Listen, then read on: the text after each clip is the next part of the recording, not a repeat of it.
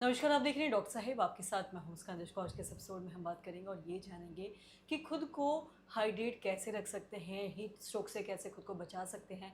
आज हम इसी बारे में तमाम चीज़ों पे बात करेंगे। इस पे बात करने के लिए आज हमारे साथ मौजूद है बिहार के जाने माने physician doctor Rajiv Ranjan sir. नमस्कार, बहुत बहुत स्वागत है आपका। नमस्कार मुस्कान सर, जी। मैं आपसे जानना चाहूँगी, अगर हम बात करें हाइड्रेशन के बारे में या खुद को हीट स्ट्रोक से बचाने का, अब देख रहे हैं बहुत गर्मी भी पड़ रही है, लोग परेशान हैं गर्मी से, तो कैसे खुद को हाइड्रेट रखें, कैसे जो गर्मी से बच सके, इस बारे में थोड़ा बताएं। मुस्कान जी, आजकल सबसे अहम ये प्रसंग यही है कि गर्मी अपने पूरे शबाब पे है। गर्मी का कहर ऐसा है कि हर आदमी दोपहर में जो बाहर निकल रहा है वो परेशान परेशान सा है। तो केवल परेशानी मानसिक नहीं है, शारीरिक परेशानियां बहुत सारी होती हैं। हम्म। तो इसमें जो बहुत माइल्ड है वह है हीट एग्जॉशन। हम्म। हीट एग्जॉशन होता है कि आप एकदम बराबर थकावट महसूस करते हैं, थके थके कुछ काम करने की इच्छा नहीं हो रही है, बराबर लगता है सुस्ती का आलम है, सर दर्द हो रहा है। तो समझिए कि ये खतरे का आगाज है, संकेत है। आगे कॉम्प्लिकेशन जटिलता बढ़ने वाली है। इस पर भी अगर आप सजग नहीं हुई तो आप नाम ले रही हैं हीट स्ट्रोक का।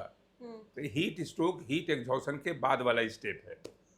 डिहाइड्रेशन बहुत माइल्ड स्टेप है जिसमें शरीर में पानी की कमी हो गई, ब्लड प्रेशर कम हो गया, हार्ट रेट बढ़ गया। लेकिन जब हीट स्ट्रोक आएगा तो हीट स्ट्रोक का पहला लक्षण यही है कि आपके शरीर का टेम्परेचर 104 डिग्री फ़ारेनहाइट के ऊपर चला जाएगा। पसीना बिल्कुल नहीं चलेगा। पसीना चलना शरीर का एक बैलेंसिंग मैकेनिज्म होता है हीट को बाहर निकालने का। और जब पसीना बंद हो जाए, 104 डिग्री टेम्परेचर के ऊपर हो जाए, आप बिल्कुल डिसोरिएंटेड हो जाए, मतलब आपको समझ में नहीं आए कि आप कहाँ पे हैं।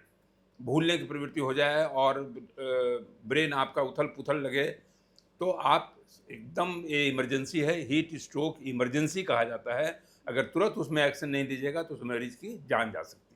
तो इसलिए हीट को नज़रअंदाज न करें, इस गर्मी को नज़रअंदाज न करें। हम्म। इससे बचने का सबसे बड़ा तरीका यही है जो आपने कहा डिहाइड्रेशन का, कि पानी का ज़्यादा से ज़्यादा इस्तेमाल करें। 2 से 3 लीटर पानी रोज़ पीना है। हर घंटे 2 घंटे पर आपको पानी पीते रहना है। हम्म। जब भी बाहर निकलें तो अपने कपड़ों का ध्यान रखें।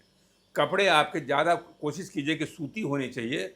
बहुत ज़्यादा सिंथेटिक कपड़ों का सेवन न करें, हम्म। क्योंकि होता क्या है कि सिंथेटिक कपड़े हीट ऑब्जर्व करते हैं, सूती कपड़ों में ऐसी बात नहीं होती। लूज फिटिंग कॉटन क्लॉथ ये बहुत ज़रूरी है।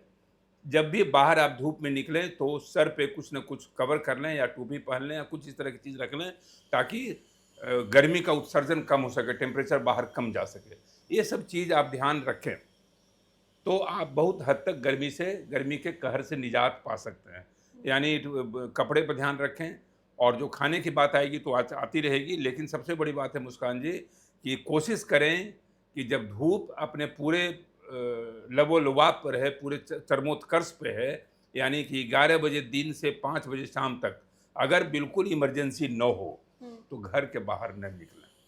अगर बिल्कुल इमरजेंसी हो, और ख़ास करके बच्चों, बुजुर्गों, प्रेग्नेंट लेडी, जो वल्नरेबल सेक्शन है, स्पेशल सेक्शन है, उस पर विशेष ध्यान तवज्जो की ज़रूरत है कि उनको इस कंडीशन में, इस पीरियड में बाहर न निकलें तो ज़्यादा अच्छा है।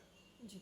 और साथ ही सर, हम देखते हैं जब भी बात हीट स्ट्रोक या फिर हम डिहाइड्रेशन के बारे में बात करते हैं, तो कब वो एक मतलब खतरे का संकेत होता है कि हाँ, अब है जो कुछ और भी दिक्कत हो सकती है, डॉक्टर से दिखवाने की ज़रूरत पड़ सकती है, कुछ ऐसा है?